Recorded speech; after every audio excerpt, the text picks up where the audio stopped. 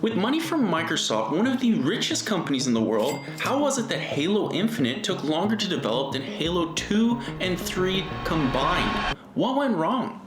We actually don't have to look very far. Using Glassdoor, we can read reviews from 343 employees with first-hand experience. When we do, the problem starts becoming more clear.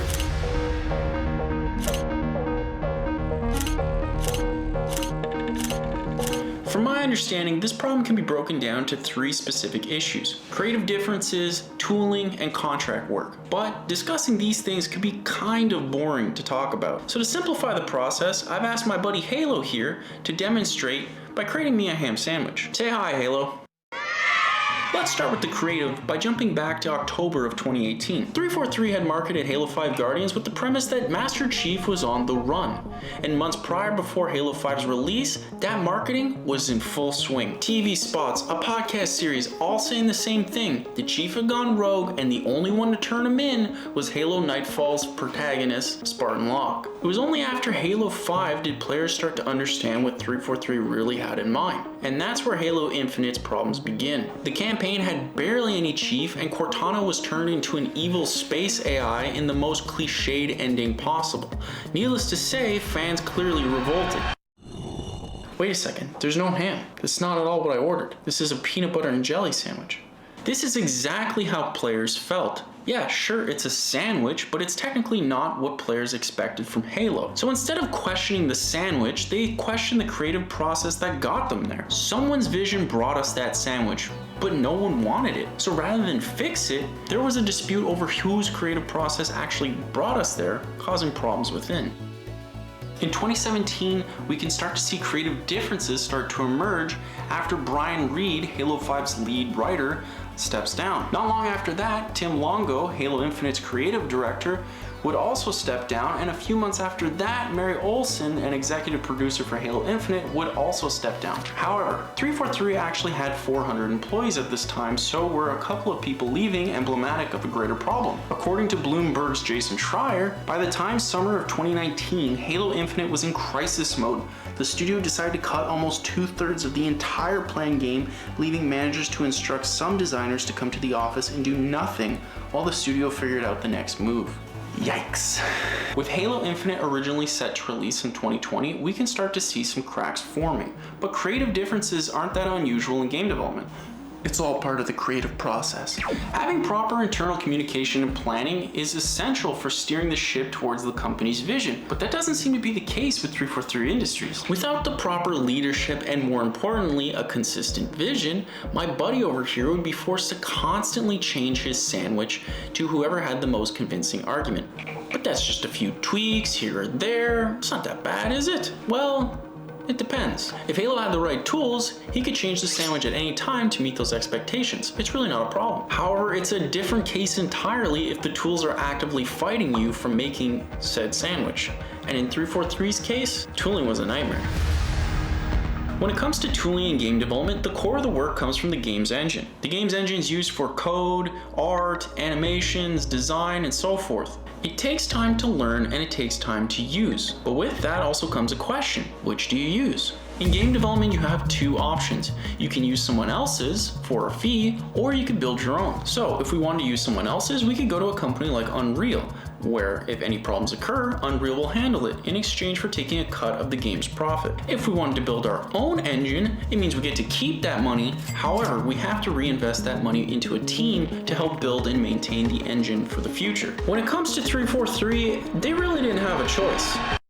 Bungie opted to create their own engine, dubbed the Blam engine, which was used to develop Halo. However, by the time 343 took over, that engine was already 10 years old. But here's the problem: it was the key to making Halo feel like Halo, so 343 really didn't have a choice. When developing Halo Infinite, 343 actually had modifications already in place from Halo 5, but it wasn't enough. At this point, the engine was almost 20 years old, which meant there were consequences that 343 employees can attest to.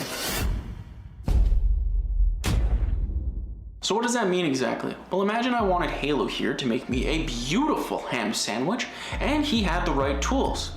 As we'd expect, it'd be fairly easy and I'd be able to get something like this. However, imagine I took away those tools and replaced them with worse versions. Instead of a knife, I gave Halo a spoon. Can I get a delicious sandwich? Sure, I could technically, but it would probably take a lot longer and would not be as delicious. Pair these problems with an uncertainty or a lack of vision, and you can start to see how restarting becomes catastrophic. Creating takes a lot longer, restarting is demoralizing, and shocker, it's gonna cost you more money. Which leads us to the final nail in the coffin for Halo. Excuse me, yeah, he was making my sandwich, who are you? As it turns out, Microsoft would throw a curveball to Halo Infinite's development, which turned the problem into a nightmare. In the 90s, Microsoft would start gaining a reputation for hiring what would be referred to as a permatemp employee. A permatemp is essentially a temporary employee who's been with the company for years but isn't getting the same benefits a regular worker would. Essentially, if you were a temporary staff from one of these placement agencies, then unsurprisingly, you were a lot cheaper to hire than a full-time employee. This led to a class action lawsuit in the 90s in which Microsoft had to pay $97 million to those temporary employees and their attorneys. However, that's not all that would change. A loophole was created in which after 12 months of employment, Microsoft would require a 100-day hiatus. Fast forward to 2014 and Microsoft would extend this policy to a wider range of people. Originally affecting temporary workers from agencies would now be able to affect contract workers. These workers had become a staple in the video game industry to help reduce costs of developing a game. However, Microsoft's policy had now become more severe. After 18 months of employment, temporary workers would be restricted access from Microsoft's building and network for 6 months, effectively removing the opportunity to become a permatemp employee. So yeah, not the best look on Microsoft. Imagine you're craving a ham sandwich. So you go to a restaurant that specializes in ham sandwiches. But here's the problem. They're feeling a little creative. A little too creative for the average customer. Rather than make an addition to the menu or even change the menu, they opt to surprise the customer and become utterly shocked when the customer rejects what is clearly not a ham sandwich. The customer had an expectation for what they wanted when they came to the restaurant. But what do they get instead? Well, due to the restaurant's prestige, they believe they have to change and are now second guessing their decision. So they restart and frantically start preparing something new. But there's no vision and their tools are poor. So the sandwich takes longer, employees become exhausted, and mistakes are corrected because restarting again would take too long. Despite the longer wait, the restaurant staff finally agrees on a vision, but their contracts run out, which means they're gonna have to be replaced by newer members who have no idea about the decisions that were made beforehand that led them to this point. I'm never gonna get this ham sandwich, am I? It's an absolute miracle that Halo Infinite released in the state that it is. The thing is though, Halo is a special franchise that comes with huge expectations. On release, campaign co-op and Forge were delayed, and season 1 of the multiplayer would be prolonged to an additional 3 months with barely any content. But there's actually one more massive issue that blocked 343 from updating Halo Infinite multiple times. I'm not only going to show you what's wrong with Halo Infinite's user interface, I'm actually going to completely redesign it in just 24 hours. So make sure to click this video if you want to have a more intuitive Halo experience. Keep it cute.